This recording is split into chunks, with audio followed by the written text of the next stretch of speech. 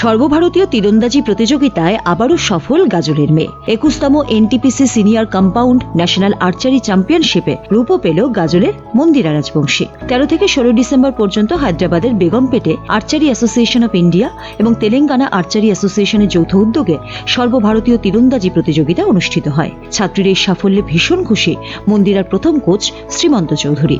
বর্তমানে হায়দ্রাবাদে রয়েছেন মন্দিরা। পুরাতন মালদার আদিনা স্টেশন সংলগ্ন পীরগাই গ্রামের বাসিন্দা মন্দিরা রাজবংশী। ছোট থেকেই তীরন্দাজ হওয়ার স্বপ্ন ছিল। পরিবারের কাছে গিয়ে মেয়েকে প্রশিক্ষণ দেওয়ার জন্য চেয়ে নিয়েছিলেন কোচ শ্রীমন্ত চৌধুরী।